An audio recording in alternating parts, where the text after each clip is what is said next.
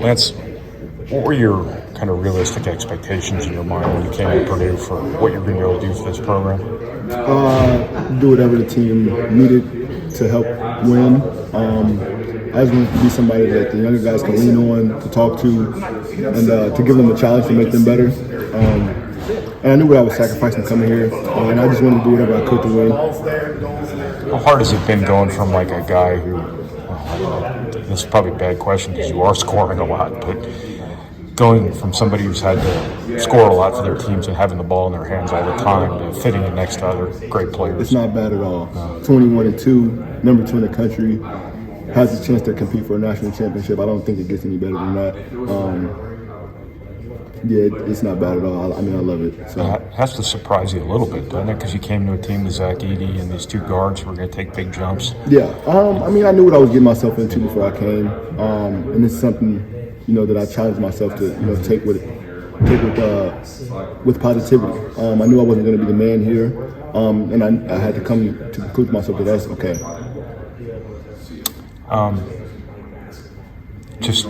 I guess, how much have you enjoyed winning? We've talked a lot about how much you enjoyed being here and the environment and things like that, but just winning at this level has got to be fun. Yeah, I mean, just being able to win at the highest level against, major teams is always a bonus. And just being able to do it with these guys has been amazing too. We compete with each other in practice, we hang out with each other, and to go out and go to war together and come out victorious. A lot of times, it's really good. Is there a kind of a line between being aggressive and being you, and obviously kind of deferring to Zach when need be and things like that? Has that been a challenge at all? Sometimes, but Braden, they all tell me to be aggressive. The coaches tell me to be aggressive. I just have to know when to and when not to. I feel like I kind of get a little thirsty sometimes. I think that's the right word. If I hit a 3 or something, I'm kind of itching for another one when I should just let it come to me. But it's been good. The players want me to be aggressive. The coaches want me to be aggressive. So I'm just gonna be aggressive when they tell me to. That's what makes you good, right? So I don't know. I just try to go out and play with a different level of confidence and a different level of aggression, and hopefully everybody else follows. What do you have to see in transition offense to know you're going? They tell me to run.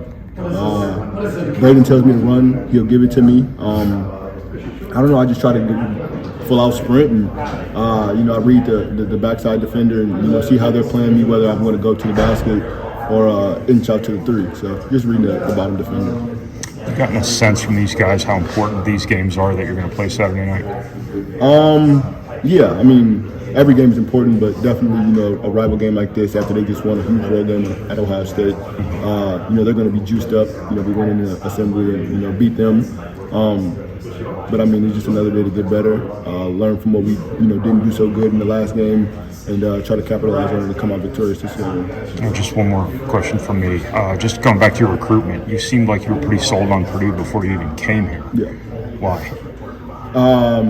Coach Paint.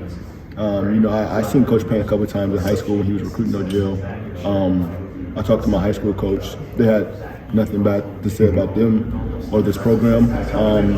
And I knew I wanted to compete at the highest level. And coming off the season that they had last year, being number 1, and just having the type of players that they had, it was kind of a no-brainer for me. Have you always played with this much joy? I would say to an extent. I think, being somewhere for 4 years kind of gets a little repetitive, and, you kind of become complacent with certain, settings. But just being in a new place and a new change of scenery, that definitely unlocked something new for me when it comes to joy as well. Just looking at the Big Ten, it's been a roller coaster the last couple of days. What do you think about the conference right now? Anybody can lose on any given night. There's no significantly better team or a team at the bottom of the pack. Everybody's going out. You're going to get everybody's best shot. You got to bring your A game. How did you have so much success against Indiana last time out? I watched film with him, PJ, and he just told me to let the game come to me. Don't force anything. When it's been a minute or not a minute, but when it's been quite some time you haven't got a shot up, don't try to force something. Just let it come to you and just play off of everybody else. I know you mentioned there's 3 stages of Mackey and 3 stages of how loud it gets. I think this is the first one of the 3rd stage, right? IU, because then Michigan State. What can you expect? Do you think it's going to be any different, or what are you kind of expecting in terms of? I don't know, because I feel like Northwestern was. I felt like that was crazy. But I shot with Tommy this morning, and he said, it's just a different level. So I'm excited to see it. How do you think it'll compare to Assembly Hall? Oh, way better. Way better. My last question is just looking. Actually, kind of answered that. It's okay. All right, I'm curious. I asked Payne at the beginning of the season, towards the beginning anyway. I was like, is Lance going to get plays? And he's like, probably not. He's probably going to get it, in the rhythm. Has that changed at all? Are you hearing your name more? Nah. I tell PJ. He tells me to be aggressive. We have a joke where I tell him I get it out the mud. Where I gotta, kind of come up with a play for myself.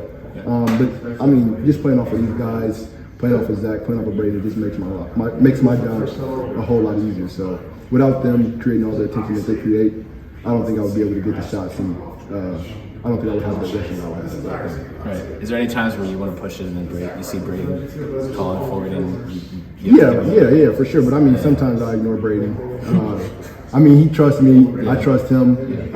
There's even times where Coach Payne tells me to slow down, but he's not out there, so I feel like I see something differently that he sees. So at the end of the day, it's all about trust, and I feel like he trusts me and I trust him. How much have you tried to give this team kind of a new energy, a little bit of looseness? I've tried. Since I've came in here, this has been a different level of swagger, a different edge. I just feel like I've tried since I've gotten here, and it's kind of helped in a good way. One thing with a lot of one-year transfers is they're not going to have necessarily time to endear themselves to a fan base or a community. Yeah. It feels like you've been the opposite. Do you feel like you're part of Purdue culture now? It feels like I've been here all 4 years, 5 years. It just gets better and better every time I go out there and see the fans and have them embrace me. I'm just so grateful for them. Do you feel like you're still